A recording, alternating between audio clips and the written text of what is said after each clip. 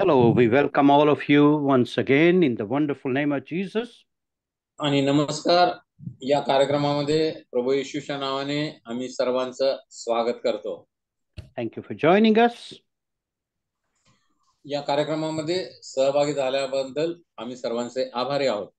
We continue our study about the Bible, God's amazing word.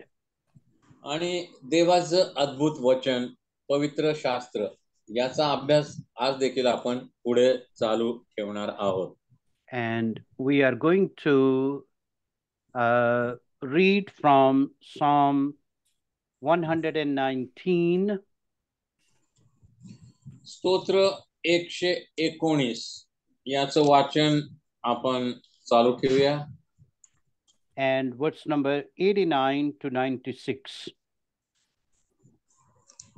स्तोत्र 119 89 ते 96. स्तोत्र 119 89 ते 96 वचन आपण वाचूया. Yes, please. Pastor Jongde, would you kindly? Whole 8 or one by one?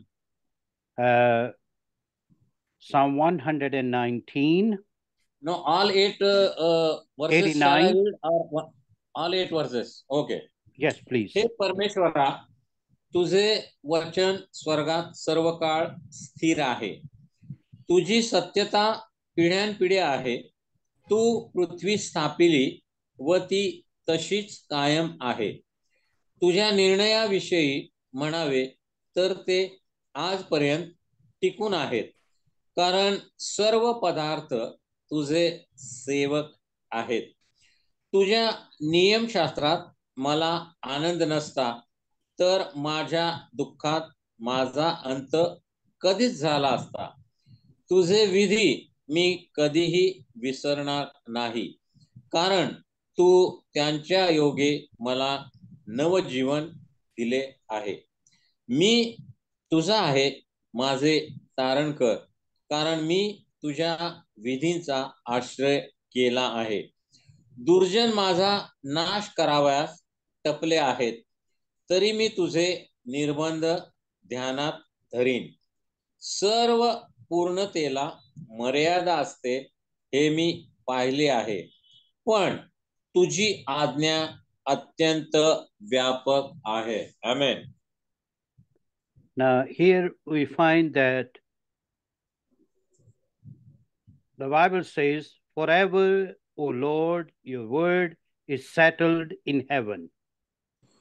पवित्र शास्त्र 19व्या वचनामध्ये आम्हाला सांगतं की हे परमेश्वरा, स्वर्गात तुझे वचन सर्व काळ तू स्थिर केलेले आहेस. आमेन. Then verse number 96 says, I have seen the consummation of all perfection, but your commandment, your word is exceedingly broad. 96व्या वचनामध्ये आम्ही वाचतो की सर्व पूर्णतेला कुठेतरी मर्यादा असते हे मी पाहिले आहे, पण तुझी आज्ञा अत्यंत व्यापक आहे. आमेन. And verse number 105 says, your word is a lamp to my feet and the light to my path. आणि 105 वचनामध्ये आम्ही वाचतो, तुझे वचन माझ्या पावला करता दिवा व माझ्या मार्गावर प्रकाश आहे. So we are talking about how can I believe that the Bible is true? आणि आम्ही अभ्यास करत आहोत की पवित्र शास्त्र हे सत्य आहे किंवा खरं आहे, हे मी कसं काय समजू शकतो? First of all, it speaks honestly. पहिली गोष्ट म्हणजे पवित्र शास्त्रातील गोष्टी प्रामाणिकपणे लिहिलेल्या आहेत. Then we learn that God preserves his word. नंतर दुसरा मुद्दा आपण पाहिला की देव आपल्या वचनाचं संरक्षण करतो. आमेन. Then we learn that the Bible has an amazing order. या आणि त्यानंतर आम्ही पाहिलं की पवित्र शास्त्र हे 3 खंडामधील 40 लेखकांनी 1500 वर्षाच्या कालावधीमध्ये लिहिलेलं आहे. तरी त्यामध्ये एक अद्भुत सुसंस्कृतता आहे आणि एक समान धागा त्याच्या कथनामध्ये या 66 पुस्तकामध्ये आम्हाला आढळतो. आमेन. Isn't that amazing? 40 different authors during the period of 1,600 years in 3 different continents, in 3 different languages, but still it has wonderful order. आणि हे खरंच अगदी अद्भुत किंवा चमत्कारिक नाही का, आश्चर्यकारक नाही का, की 40 वेगवेगळे लेखक आणि जगाच्या 3 खंडामध्ये वास्तव्य करणारे 3 भाषामध्ये हे लिहिलेलं आहे आणि 1500 वर्षाच्या कालावधीमध्ये 66 पुस्तकं लिहिले आहेत. 3 वेगवेगळ्या भाषेमध्ये लिहिलेले आहेत. तरी देखील या सर्वांमधून एकच संदेश, एकच निरोप आम्हाला प्राप्त होतो. त्यामध्ये एक शिस्तबद्धता आहे आणि एक सुसूत्रता आहे आणि हे खरोखरच आश्चर्यकारक आहे. आमेन. The first book of the Bible relates with the last book of the Bible. आणि या 66 पुस्तकामध्ये पवित्र शास्त्रामधील पहिलं पुस्तक आणि शेवटचं पुस्तक याचा जरी आम्ही अभ्यास केला तरी त्यामध्ये एक सूत्रता आम्हाला आढळते. आमेन. If you want to understand the book of Leviticus, you will relate this book with Hebrews. आणि तुम्हाला लेवियाचा ग्रंथाचा जुन्या करारामधील अभ्यास करायचा असेल तर तुम्ही नव्या करारामध्ये पावलाचं इब्री कराराचं पत्र आहे त्याचा अभ्यास करून लेवी या पुस्तकाचा जुन्या करारामध्ये देखील अभ्यास करू शकता. Then the Bible is open to scrutiny. नंतर आम्ही पाहिलं की पवित्र शास्त्र नेहमीच निरीक्षणाला किंवा टीकेला तोंड देत आलेलं आहे. The Bible, the world history also proved the truth of the Bible. आणि जागतिक इतिहासामध्ये देखील पवित्र शास्त्र हे सत्य आहे हे जणू काय सिद्ध झालेलं आहे. आमेन. So it means the Bible passes the historical or archaeological test. याचा अर्थ काय की पवित्र शास्त्रामध्ये होऊन गेलेल्या घटना ऐतिहासिक संदर्भ आहेत. इतिहासामध्ये त्या व्यक्ती होऊन गेल्या आणि त्या घटना घडून गेल्या. Then we learn that even the scientific evidences prove the truth of the Bible. आणि पुढे आम्ही अभ्यास केला की शास्त्रीय घटनांच्या द्वारे देखील पवित्र शास्त्रातील घटना ह्या खऱ्या होत्या याचं प्रूफ किंवा पुरावा प्राप्त झालेला आहे. आमेन. And we were of course talking about these things last time. आणि गेल्या वेळेला आपण त्याचा अभ्यास केला. Now today we are going to learn the fulfilled prophecies prove the truth of the Bible. आज आपण पाहणार आहोत की पवित्र शास्त्रामध्ये ज्या भविष्यवाण्या केल्या गेल्या त्या कशा प्रकारे पूर्ण झाल्या आणि त्यावरून पवित्र शास्त्र हे देवाचा शब्द आहे, ते सत्य आहे हे आम्ही सिद्ध करणार आहोत. For example, Micah the prophet said 500 years before Jesus' birth that Jesus will be born in Bethlehem. उदाहरणार्थ मिखा या जुन्या करारातील संदेशाने काय सांगितलं? येशू ख्रिस्ताचा जन्म कुठं होणार आहे? तर बेथेलहेम गावी होणार आहे. आमेन. But remember, Joseph and Mary were living in Nazareth. पण आता मिखा संदेशा म्हणतो येशूचा जन्म बेथेलहेम गावी होणार आहे. पण येशूचे जे जगिक आई वडील होते मरिया आणि योसेफ ते कुठे राहत होते? नाझरेत गावामध्ये. But no, something happened. They had to go to Bethlehem, Joseph and Mary, and over there the birth of Jesus Christ took place. पण येशूच्या जन्माच्या आधीच काही दिवस काहीतरी घटना घडली. म्हणजे काय की सरकारी हुकूम आला की ज्यानं त्यानं आपल्या जन्मगावी जाऊन तिथं आपल्या नावाची नोंद करायची आहे. म्हणून मरिया आणि योसेफ आपल्या जन्मगावी म्हणजे बेथलेहॅमाला गेले आणि मग बेथलेहम येथेच प्रभू येशूचा जन्म झाला. आमेन. Then Isaiah the prophet said that there will be forerunner before the Messiah. आता यशाया संदेष्टानं प्रभू येशूच्या जन्माच्या आधी 700 वर्षापूर्वी काय भविष्यवाणी केली होती की प्रभू येशू ख्रिस्ताचा मशीहाचा जन्म होण्यापूर्वी त्याच्या आधी एक निरोप्या म्हणून देवाचा सेवक येईल आणि तो या मशीहासाठी जणू काय जागा तयार करेल किंवा जगाची तयारी करेल. आमेन. And that's what happened. John the Baptist, who was also born miraculously, he came before Jesus. आणि आम्ही पाहतो की बाप्तिस्मा करणारा योहान हा तो निरोप्या होता जो प्रभू येशू ख्रिस्ताच्या सेवेच्या आधी ते येशूच्या सेवेसाठी किंवा येशूच्या आगमनासाठी तयारी करण्यासाठी म्हणून देवानं पाठवलेला होता. आमेन. Then 600 years before Jesus, it was told by Zechariah the prophet that Jesus will enter into Jerusalem riding on a donkey. नंतर प्रभू येशू ख्रिस्ताच्या जन्मापूर्वी 600 वर्ष आधी जकर्या संदेष्टानं भविष्यवाणी केली होती की प्रभू येशू ख्रिस्त हा गाढवीच्या शिंगरावर बसून येरुशलेमेमध्ये विजयानं प्रवेश करेल. And that's exactly what it happened. आणि मग झावळ्याच्या रविवारी बरोबर हेच घडलं. प्रभू येशूनं गाढवीच्या शिंगरावर बसून विजयोत्सवानं येरुशलेमेमध्ये प्रवेश केला. And every year we celebrate, we call that Palm Sunday. आणि मग पुनरुत्थानाच्या आधीचा रविवार झावळ्याचा रविवार म्हणून सर्व जगामधील मंडळामध्ये साजरा केला जातो. आमेन. Zechariah the prophet again said in chapter 11 verse number 12 that Jesus would be sold for 30 pieces of silver.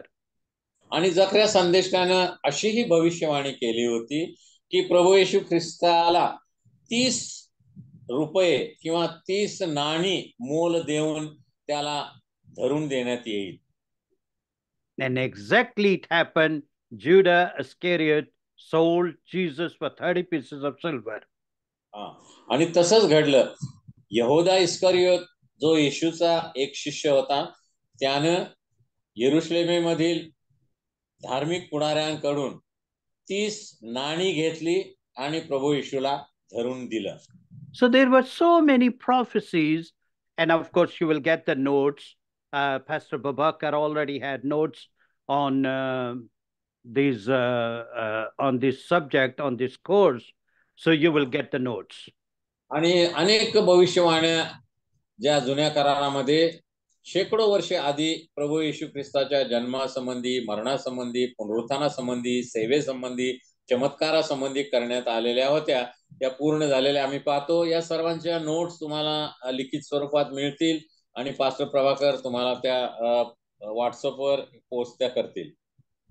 So the point here is the prophecy that were told hundreds of years before, it happened exactly the way it was told. आता हा मुद्दा आम्ही पाहतोय की प्रभू येशू ख्रिस्ताचा पृथ्वीवर जन्म होण्याआधी शेकडो वर्ष आधी ज्या देवाच्या सेवकांनी जुन्या करारामध्ये ज्या भविष्यवाण्या केल्या त्या तंतोतंत पूर्ण झालेल्या नव्या करारामध्ये प्रभू येशू ख्रिस्ताच्या जीवनामध्ये आम्हाला पाहायला मिळतात. आमेन. That's why I can trust the Bible. I can say the Bible is true. आणि ह्या सर्व भविष्यवाण्या पूर्ण झालेल्या ज्या वेळेला मी पाहतो त्यावेळेला मी विश्वासाने म्हणू शकतो की पवित्र शास्त्र हे खरं पुस्तक आहे. हा खरा खुरा ग्रंथ आहे. ते केवळ कहाण्यांचं पुस्तक नाही. आमेन. The Bible has power to change lives. पवित्र शास्त्रामध्ये जीवन बदलण्याचं सामर्थ्य दडलेलं आहे. It gives comfort. पवित्र शास्त्र सांत्वन देतं. It brings morality in the society. समाजामध्ये पवित्र शास्त्र नैतिकतेची मूल्य घेऊन येतं. It changes our lives. आणि पवित्र शास्त्र आमचं जीवन बदलून टाकण्यासाठी समर्थ आहे किंवा ते पात्र आहे. For example, a young man who was facing death sentence. आणि एक तरुण होता आणि त्याला शिक्षा करण्यात आली होती. He was really into drinking, into, easy life.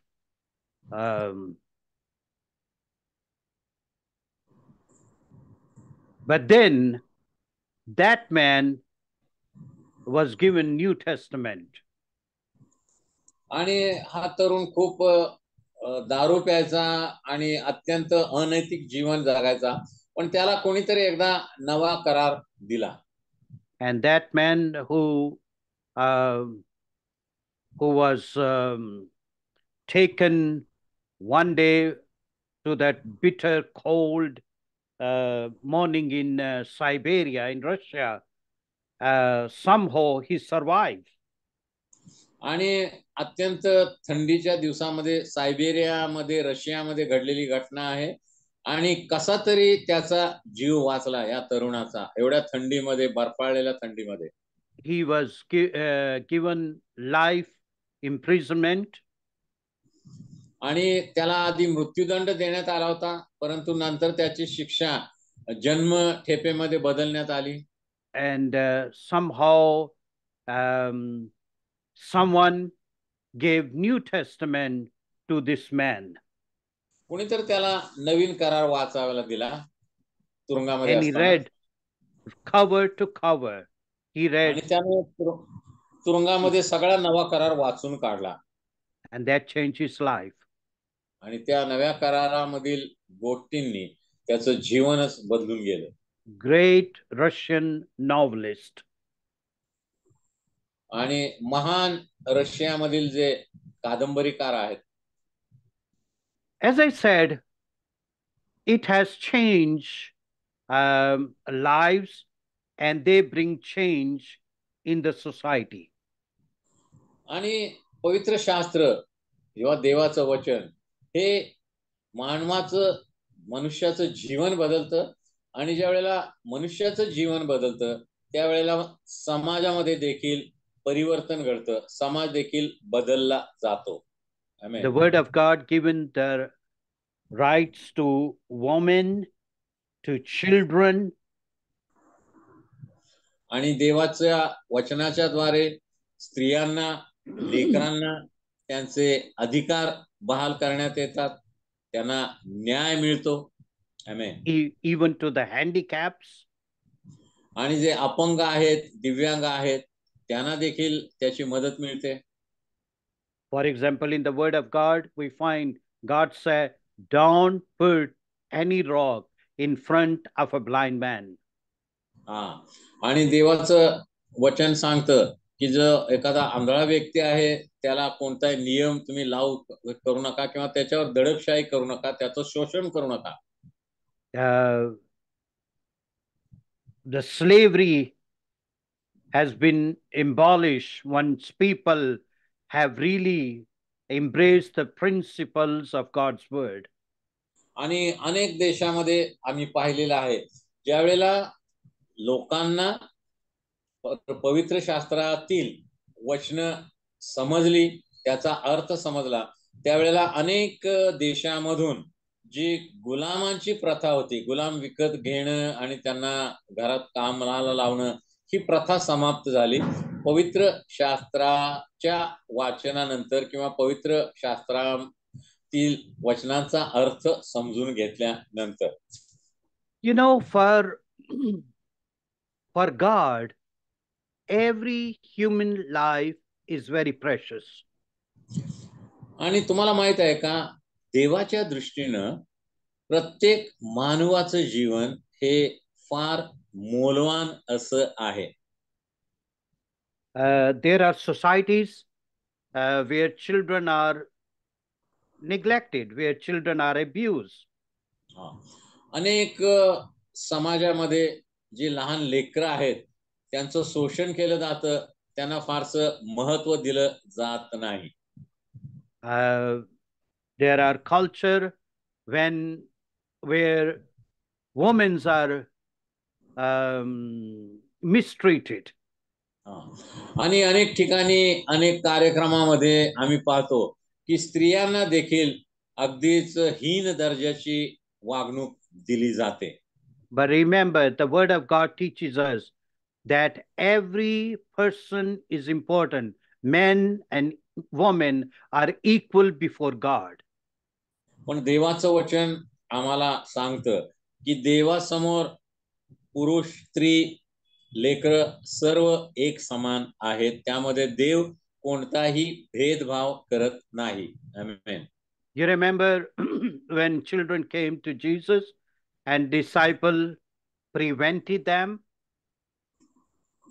आणि तुम्हाला माहित आहे की एकदा लेकरांना प्रभू येशू ख्रिस्ता जवळ जायचं होतं, परंतु शिष्यांनी त्यांना मनाई केली. त्यावेळेला येशू काय म्हणाला? And Jesus said, let them come, such is the kingdom of God. येशू म्हणाला की लेकरांना मनाई करू नका, त्यांना माझ्या जवळ येऊ द्या, कारण देवाचं राज्य अशांसारखांचंच आहे. And the amen. Bible says Jesus took those precious children in his lap and blessed them. आणि प्रभू येशूने पुढे काय केलं? त्या लेकरांना जवळ घेतलं आणि त्यांना आशीर्वाद दिला. The Bible has raised the social status of every person. पवित्र शास्त्रामुळे किंवा पवित्र शास्त्रातील वचनांमुळे सामाजिक स्तर अनेक देशांमधील उंचावण्याचं कार्य झालेलं आम्ही जागतिक इतिहासामध्ये वाचतो किंवा पाहतो. आमेन. God has preserved his word throughout the centuries.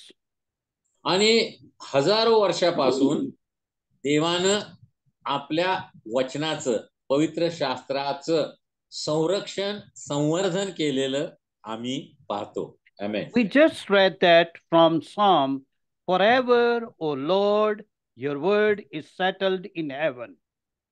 आणि आम्ही 119 स्तोत्रामध्ये वाचलं की हे परमेश्वरा, तुझं वचन सर्व काळासाठी स्वर्गामध्ये स्थिर करण्यात आलेलं आहे. And Jesus said, heaven and earth shall pass away, but my word will never pass away. आणि येशू ख्रिस्त काय म्हणाला? आकाश पृथ्वी नाहीशी होतील, पण माझं वचन कदापि नाहीस होणार नाही.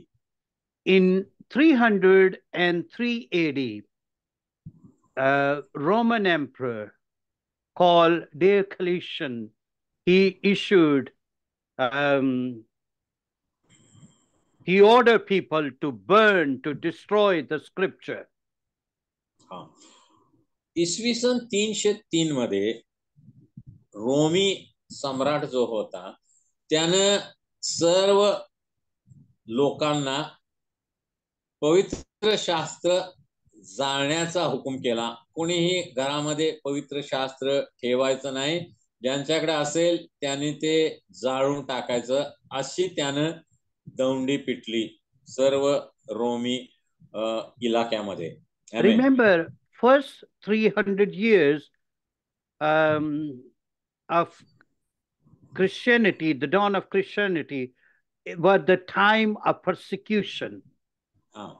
आणि लक्षात ठेवा की पहिले 3 शतक म्हणजे पहिले 300 वर्ष ख्रिस्ती विश्वासणाऱ्यांनी किंवा ख्रिस्ती मंडळांनी विरोधाचा सामना केला. They wanted to destroy Christianity. आणि सर्व त्या काळातील लोकांना ख्रिश्चॅनिटी किंवा ख्रिस्तीत्व आणि सुवार्ता आणि देवाचं वचन हे पृथ्वी तलावरून नष्ट करायचं होतं, त्याचा नाश करायचा होता. So many Christians were killed. आणि त्या काळामध्ये अनेक ख्रिस्ती विश्वासणाऱ्यांचा छळ करण्यात आला, त्यांना तुरुंगात डांबण्यात आलं, त्यांना जिवंतपणे पेटवण्यात आलं आणि अशा प्रकारे अनेक ख्रिस्ती विश्वासणारे रक्तसाक्षी झाले. So many Christians were blamed for anything and everything. अनेकांवर खोटे आळ आणून त्यांना तुरुंगात डांबण्यात आलं आणि अनेक ख्रिस्ती लोकांचा विश्वासणाऱ्यांचा आणि खोटे आरोप करून छळ करण्यात आला. And when that emperor came, Diocletian, he even erected a tower. He said, this is the commemoration of the celebration of the annihilation of Christianity and God's word. आणि मग जो रोमी सम्राट होता त्याने दौंडी पिटली आणि सांगितलं की सगळ्यांनी पवित्र शास्त्र नष्ट करा आणि पवित्र शास्त्र नष्ट झालेलं आहे याबद्दल आपण काय करणार आहोत, साजरा करणार आहोत की देवाचं वचन पवित्र शास्त्र पृथ्वी तलावरून नष्ट झालेलं आहे, याबद्दल आपण जणू काय एक सण साजरा करूया असे त्याने दौंडी पिटली. He said, this tower will remind people throughout the history that I destroyed Christianity. आणि त्याने एक बुरुज बांधला आणि तो म्हटला, हा बुरुज पाहून लोक लक्षात ठेवतील, माझी आठवण काढतील की मी हे सर्व ख्रिस्तीत्व किंवा ख्रिस्ती विश्वास, सुवार्ता आणि त्यांचं वचन पवित्र शास्त्र या पृथ्वी तलावरून नष्ट केलं अशी माझी आठवण काढतील, म्हणून हा मी बुरुज बांधतो आहे. But guess what? He was wrong. परंतु काय झालं, त्याचं सर्व म्हणणं चुकीचं ठरलं. 25 years after this man, this emperor, आणि 45 वर्षानंतर या मनुष्यानंतर there was a Roman emperor called Constantine. दुसरा एक रोमी सम्राट गादीवर आला. He said, we need 50 copies of God's word, and to prepare 50 copies, the government, Roman government, is going to pay for that. आणि मग या नवीन सम्राटाने काय सांगितलं की आम्हाला पवित्र शास्त्राच्या 50 प्रती हव्या आहेत आणि त्यासाठी सरकारी खजिन्यातून मदत करण्यात येईल, जे हे 50 प्रती तयार करतील पवित्र शास्त्राच्या. म्हणजे आधीच्या रोमी सम्राटाने पवित्र शास्त्र जाळून नष्ट करण्याचा हुकूम दिला, त्यासाठी बुरुज बांधला, पण नवीन जो सम्राट आला होता त्याने 50 नवीन पवित्र शास्त्राची जणू काय ऑर्डर दिली सरकारतर्फे. आमेन. Isn't that amazing? आणि किती अद्भुत आहे, चमत्कारिक आहे, नाही का? One emperor wants to destroy, another emperor comes from the same, you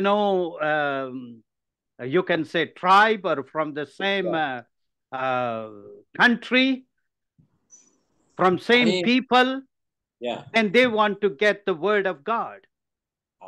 एका रोमी सम्राटाने पवित्र शास्त्र पृथ्वी तलावरून नष्ट करण्याचा, त्याचा नाश करण्याचा प्रयत्न केला, परंतु दुसरा रोमी सम्राट आला आणि पुन्हा पवित्र शास्त्र जणू काही जतन करण्याचा, त्याची पुनर्स्थापना करण्याचा त्याने प्रयत्न केला. आणि हा जणू काय देवाचा चमत्कार होता. देवच आपल्या वचनाचं संरक्षण अशा प्रकारे करत होता. Then another man came, a French philosopher. His name is called Voltaire. आणि दुसरा एक फ्रेंच तत्वज्ञ होता, व्होल्टेयर नावाचा. He said, in 100 years Christianity will be gone, nobody will read the Bible. त्यानं असं भविष्य केलं की हे आता जे ख्रिस्ती लोक म्हणून सगळीकडे येशूचं नाव घोषित करत आहेत आणि 100 वर्षांनी यांचा मागमूसे राहणार नाही, पृथ्वी तलावरून सगळे ख्रिस्ती विश्वासणारे नामशेष होतील, ख्रिस्ताचं येशूचं नाव राहणार नाही आणि पवित्र शास्त्र देखील या पृथ्वी तलावर राहणार नाही, अशी भविष्यवाणी त्याने केली. Again this man was wrong. आणि ही भविष्यवाणी देखील चुकीची ठरली. He is gone, but the word of God is still here. People are reading God's word every day. आणि हा भविष्यवाणी करणारा काळाच्या ओघात नाहीसा झाला, पण आज 2024 सालामध्ये देखील सर्व जगामध्ये पवित्र शास्त्र उपलब्ध आहे. सर्व भाषामध्ये रोज ते लोक वाचतायत, त्याचा अभ्यास करतायत, त्याच्यावर विश्वास ठेवत आहेत आणि त्याद्वारे जीवन जगण्याचा, देवाला भेटण्याचा प्रयत्न करतायत. आमेन. And only 50 years after his death, Geneva Bible Society bought his house, and from there they started to print the Bible, and they sent the Bible all over the world. आणि बघा देवाची योजना कशी असते, की हा जो व्यक्ती ज्यानं अगदी छाती ठोकपणे घोषणा केली होती, भविष्य केलं होतं, की 100 वर्षानं या पृथ्वी तलावरून येशूचं नाव आणि पवित्र शास्त्र नष्ट होईल, त्याचंच घर त्याच्या मृत्यूनंतर 50 वर्षांनी जिनिवा बायबल सोसायटीनं विकत घेतलं आणि त्याच्या घरामध्ये पवित्र शास्त्र छापण्याचं काम सुरू करण्यात आलं. ज्या व्यक्तीनं पवित्र शास्त्र 100 वर्षामध्ये नष्ट होईल अशी भविष्यवाणी केली होती, त्याच्याच घरामध्ये पवित्र शास्त्र छापण्याचा कारखाना 50 वर्षानंतर सुरू झाला. हा जणू काही देवानं केलेला चमत्कार होता. आमेन. Bible is so unique about in its teaching. आणि पवित्र शास्त्र त्याच्या शिक्षणामध्ये देखील अद्वितीय आहे, एकमेव आहे. Bible teaches about God, that a God is a God of love. पवित्र शास्त्र सर्व सृष्टीचा जो निर्माता परमेश्वर आहे त्या संबंधी आम्हाला माहिती देतं. आणि हा निर्माता परमेश्वर कोण आहे, तर परमेश्वर हा प्रीती आहे, देव प्रीती आहे असं ते आम्हाला सांगतं. While other God demands, God of the Bible gives. जगामध्ये अनेक धर्मामध्ये अनेक देवी देवता आहेत. अनेक धर्माचे लोक त्यांचं भजन पूजा करत असतात. आणि हे सगळे जगातले जे देव देवी किंवा देवता आहेत ते भक्तांकडून, लोकांकडून नेहमी काही ना काहीतरी मागण्याचा प्रयत्न करतात. परंतु आमचा जो देव आहे, पवित्र शास्त्राचा देव आहे, तो लोकांकडून, भक्तांकडून काहीही मागत नाही. तो स्वतः काहीतरी देण्यासाठी या पृथ्वी तलावर आला. ख्रिस्ती धर्माचा जो देव आहे तो देणारा देव आहे, घेणारा देव नाही. आमेन. For other gods, it's never enough. Always demand. No, you do this. No, you do this. You know that. How those gods are demanding. जगामध्ये अनेक धर्माचे, अनेक मंदिरामध्ये देव देवता आहेत. त्या नेहमी कशाची मागणी भक्तांकडे करत असतात. तुम्ही हे करायला पाहिजे, तुम्ही ते केलं पाहिजे, इतके दिवस उपवास केले पाहिजे, इतकं अर्पण आणलं पाहिजे, अशा पद्धतीने पूजा केली पाहिजे. अशा निर्णय मागण्या ते आपल्या भक्तांपुढे ठेवत असतात. पण पवित्र शास्त्राचा देव अशा कोणत्याही मागण्या मागत नाही. आमेन. But the Bible says, for God so loved the world that he gave his only begotten Son, that whosoever believes in him shall not perish, but have everlasting life. पवित्र शास्त्राचा देव कसा आहे? या देवाने जगावर एवढी मोठी प्रीती केली की त्याने आपला एकुलता एक पुत्र दिला, यासाठी की जो कोणी त्यावर विश्वास ठेवतो त्याचा नाश होऊ नये, तर त्याला सार्वकालिक जीवन प्राप्त व्हावे. आमेन. It talks about human being, men and women. What is the biblical teaching? पवित्र शास्त्र स्त्री आणि पुरुष या संबंधी आम्हाला ज्ञान देतं किंवा माहिती देतं. देवाची योजना स्त्री पुरुषांच्या बाबतीत काय आहे याची ते माहिती देतं. आमेन. We know that that it talks about that God created every person in his image. आणि आम्ही पाहतो पवित्र शास्त्र आम्हाला सांगतं की देवानं आपल्या प्रतिमेप्रमाणे मानवाची निर्मिती केली. देवानं आपल्यासारखा मानवाला बनवलं. आमेन. And we are separated from God because of our sin. परंतु पाप या पृथ्वी तलावर पापाचा प्रवेश झाल्यामुळे मनुष्य देवापासून वेगळा झाला किंवा देवापासून तो तोडला गेला. आमेन. You know, 5 important questions people have everywhere. आणि काय महत्वाचे प्रश्न लोक नेहमी विचारत असतात. Who am I? पहिला प्रश्न, मी कोण आहे? People are confused about their identity. लोकांना त्यांच्या ओळखीबाबत शंका आहे की मी नक्की कोण आहे, काय आहे. But here we find that God created all of us in his image. पण पवित्र शास्त्र आम्हाला स्पष्टपणे सांगतं की देवानं आपल्या प्रतिमेप्रमाणे मानवाला निर्माण केलं. आमेन. And because of sin, we are confused about our identity. आणि पापामुळे आम्ही स्वतःची ओळख जणू काय हरवून बसलेलो आहोत किंवा आमच्या ओळखीच्या बाबत आम्ही गोंधळात पडलेले आहोत. Number 2, where did I come from? दुसरा प्रश्न मानवासमोर का आहे की मी कोठून आलेलो आहे, माझा उगम कोठे आहे. Our origin. आमचा उगम कुठे आहे. Another question is, why I'm here? आणखीन एक प्रश्न मानवासमोर आहे की या पृथ्वी तलावर मी का आहे, कशासाठी मी या पृथ्वी तलावर जन्म घेतलेला आहे. What is my purpose? आणि माझ्या जीवनाचा हेतू काय आहे. Another question people have, how I am to live? How can I live? दुसरा एक प्रश्न लोकांच्या समोर आहे की मी कशा प्रकारे जीवन या जगामध्ये जगलं पाहिजे. It talks about ethics. आणि काही जे प्रमाण आहेत, मूल्य आहेत, त्या संबंधी बोललं जातं. Another question people have, where I'm going?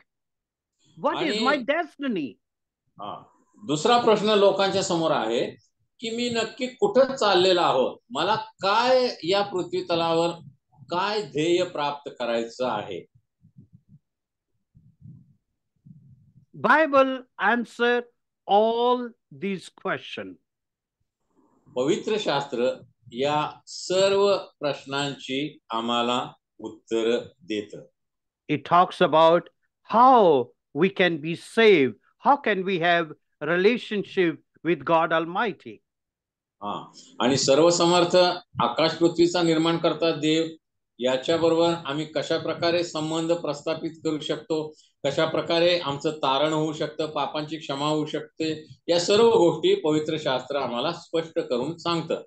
Because people are always looking for that relationship with the deity, with the divine being.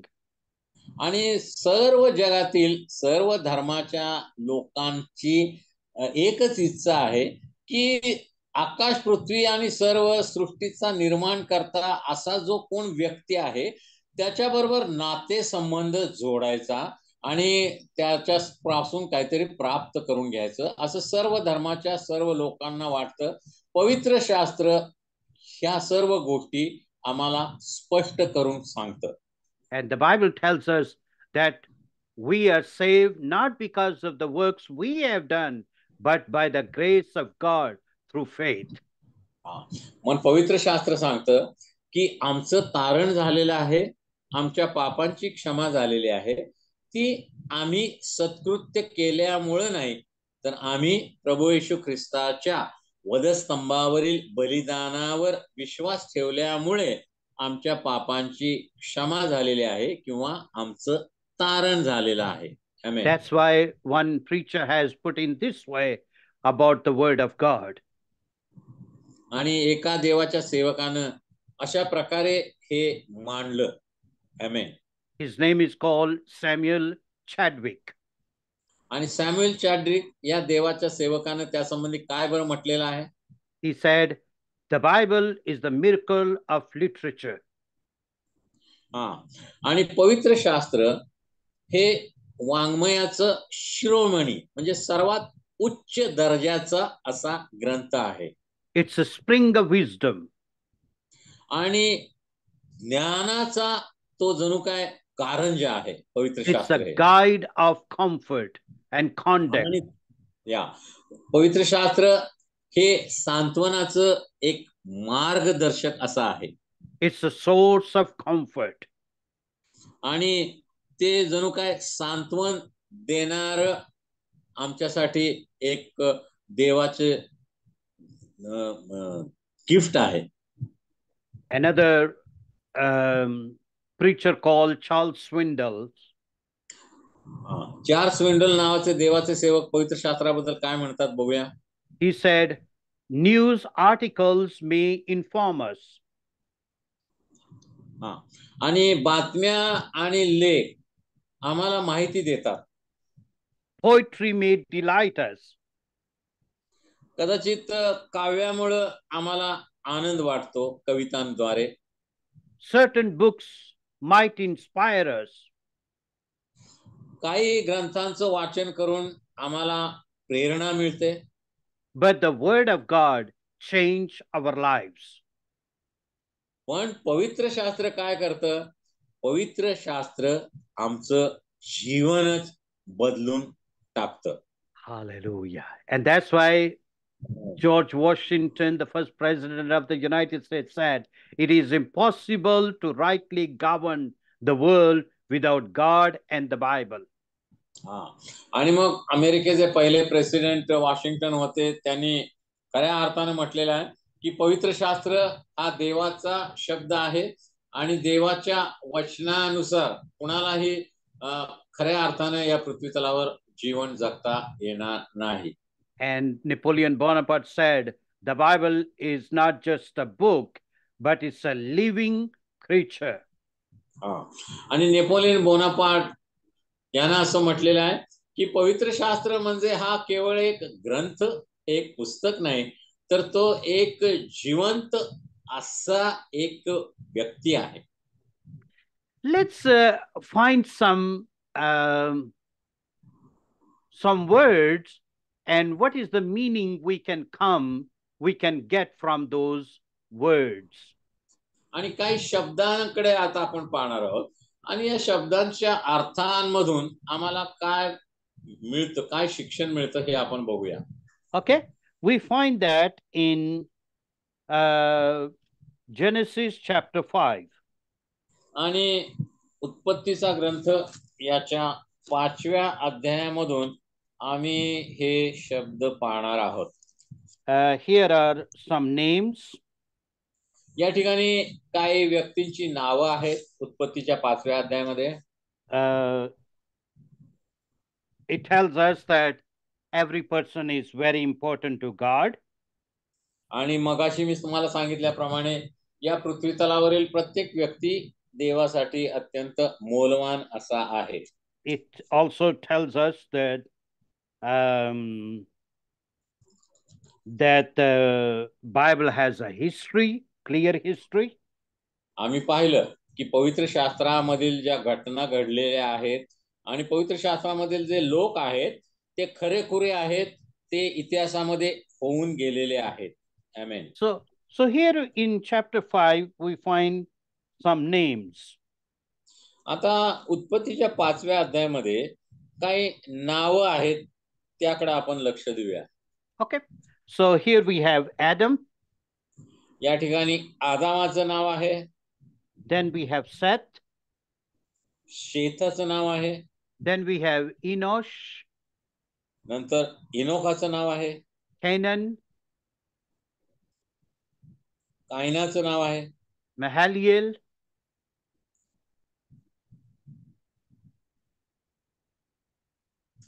त्यानंतर verse number 13. Mahaliel. महलेल याचं नाव आहे महललेल. Then we have Jared. त्यानंतर यारेदचं नाव आहे. Then we have Enoch. हनोकाचं नाव आहे. Then we have Methuselah. मथुशल आहे. Then we have Lamech. लामेकाचं नाव आहे. Then we have Noah. आणि नोहाचं नाव आहे. Now let's find what is the meaning of their name. आता या नावांचा अर्थ काय आहे याकडे आपण थोडं लक्ष देऊया. Okay. Now Adam means man. आदाम या नावाचा अर्थ मनुष्य. Then we have Seth mean appointed. शेत याचा अर्थ नेमलेला. Enosh is mortal. अनोश याचा अर्थ model. Canaan means sorrow. Canaan म्हणजे दुःख. Mahaliel mean blessed God. आणि महलेल म्हणजे आशीर्वादित परमेश्वर. Jared means shall come down. आणि यारेद म्हणजे उतरून आलेला.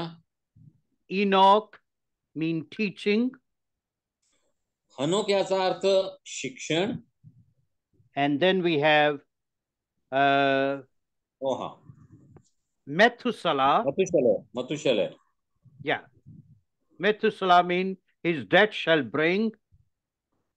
आणि मथुशल याचा अर्थ त्याच्या मरणानं काहीतरी प्राप्त होईल. Okay. Methuselah was the oldest man who ever lived, 969 years. आणि मथुशल हा सगळ्यात जास्त आयुष्य प्राप्त झालेला व्यक्ती होता. 969 वर्षानंतर तो मरण पावला. Then we have Lamech. त्यानंतर लामेक बद्दल आम्ही वाचतो. Despairing. आणि लामेक म्हणजे शंका घेण्यात येणारा. Then we have Noah. It means rest or comfort. आणि नोहा याचा अर्थ सांत्वन किंवा विश्रांती. Now let's put all the names together and we see what is the message we find. आता ही सगळी नावं त्यांचा अर्थ एकत्र केल्यानंतर त्यामधून कोणता अर्थ आम्हाला प्राप्त होतं हे आम्ही बघणार आहोत. It tells us the man is mortal and sorrowful. या सर्व नावामधून आम्हाला समजतं की मनुष्य हा दुःख प्राप्त झालेला किंवा दुःख पावलेला आणि तो नश्वर असा आहे. But blessed God shall come down, teaching that his death shall bring comfort and rest. जिवंत देव ज्यावेळेला खाली येईल आणि शिक्षण देईल त्यावेळेला मानवाला खऱ्या अर्थानं विश्राम किंवा सांत्वन प्राप्त होईल. Isn't that amazing? Here we find the gospel. आणि हे किती अद्भुत आहे नाही का की केवळ मानवांच्या नावामधून आम्हाला स्वार्थेचा संदेश प्राप्त होतो. That blessed God shall come down. की आशीर्वादित परमेश्वर खाली येईल आणि मग दुःखी मानवाला सांत्वन प्राप्त होईल, त्याला विश्राम प्राप्त होईल. And we know blessed God came down in the person of Jesus Christ. आशीर्वादित परमेश्वर एकदा स्वर्ग सोडून पृथ्वीवर उतरून आला. And that his death shall bring comfort and rest. आणि त्या एका व्यक्तीच्या वधस्तंभावरील मृत्यूच्या द्वारे सर्व मानव जातीला सांत्वन आणि विश्राम प्राप्त झाला. This is the beauty, majesty, and sweetness of God's word.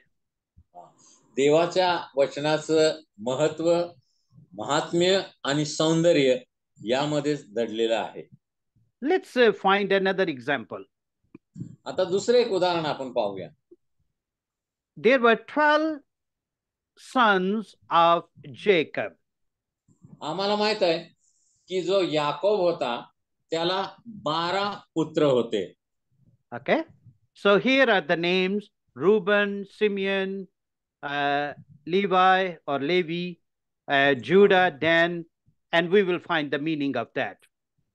आणि याकोबाचे जे 12 पुत्र होते, ज्यावरून इस्रायलाच्या 12 वंशांची नावं ठेवण्यात आली, या याकोबाच्या 12 पुत्रांच्या नावाचा अर्थ काय आहे हे आता आपण थोडक्यामध्ये बघूया. Let's start with Reuben.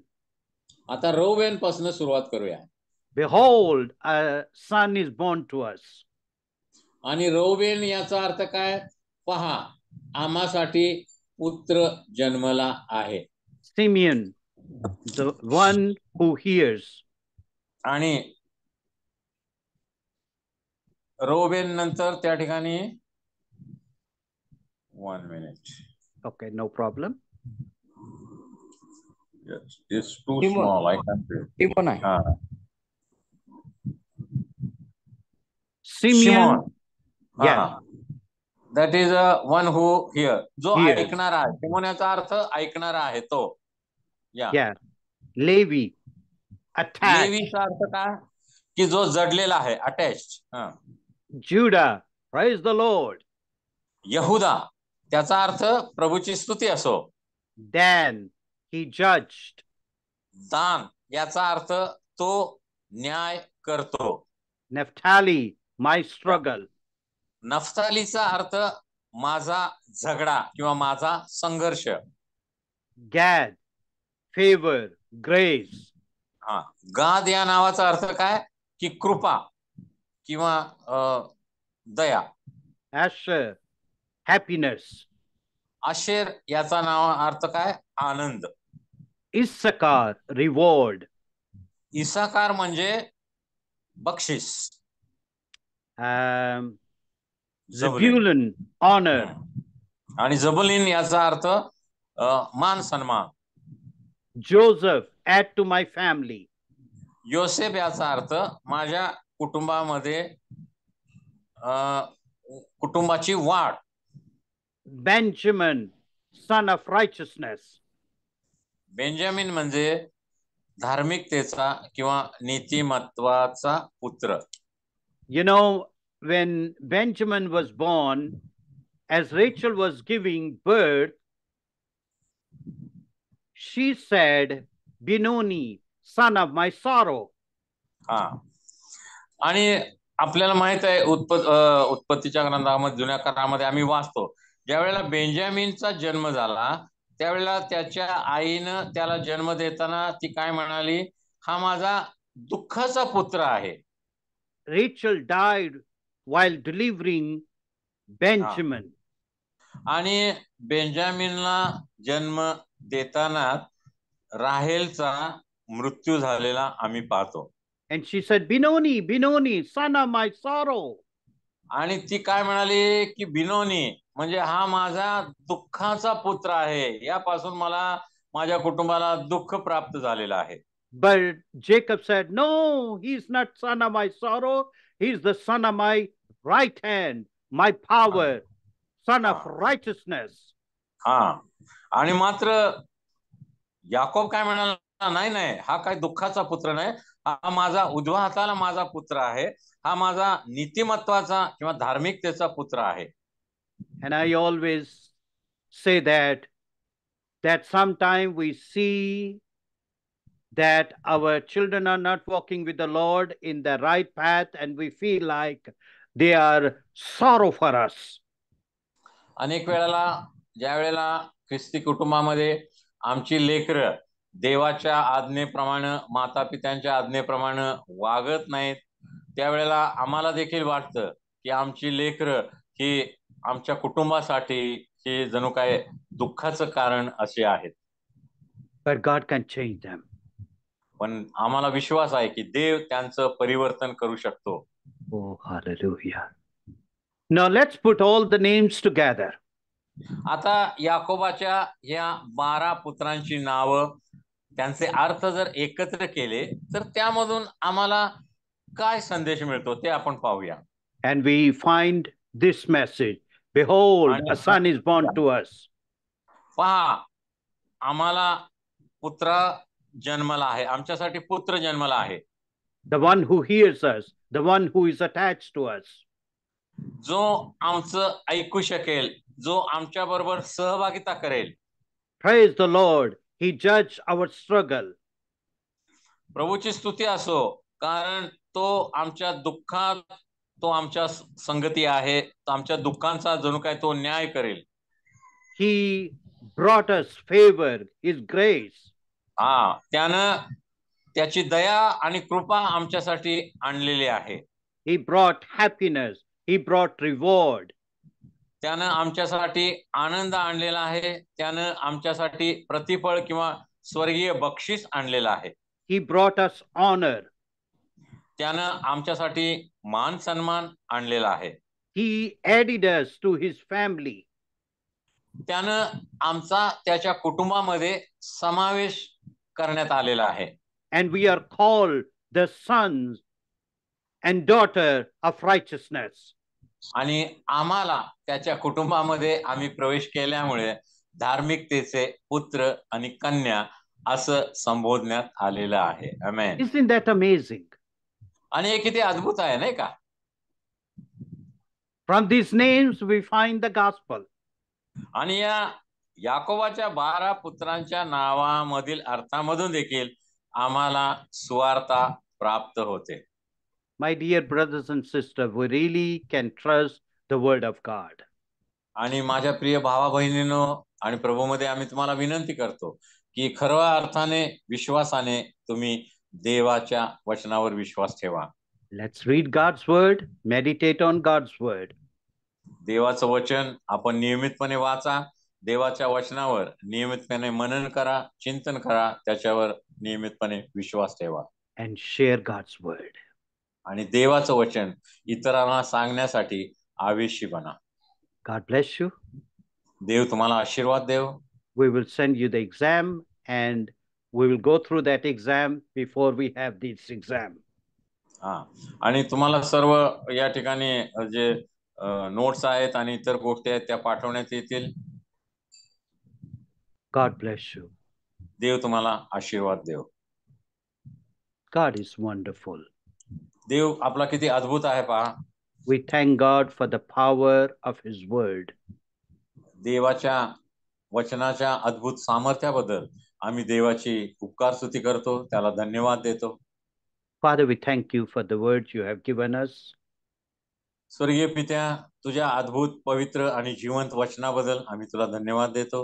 Help us to study your word more and more. तुझ्या वचनाचा अधिकाधिक अभ्यास करण्यासाठी आम्हा सर्वांना सहाय्य कर. And let your word would do great and mighty things in the lives of people. आणि लोकांच्या जीवनामध्ये अद्भुत गोष्टी करण्यासाठी तुझं वचन कारणीभूत व्हावं अशी दया आणि कृपा होऊ दे. And through your word, you send your word and even heal all different kind of diseases. आणि तुझं वचन जिथं जिथं गेलं त्या ठिकाणी सर्व प्रकारचे रोग बरे करण्याचं सामर्थ्य त्यामध्ये होतं. In your precious name we pray. येशूच्या महान नावामध्ये प्रार्थना केली म्हणून. आमेन. Amen. Amen. Amen. Praise the Lord. God bless you. Praise the Lord. Thank you. देव तुम्हाला आशीर्वाद देव. आणि See you next assignment week. Assignment Summary of course.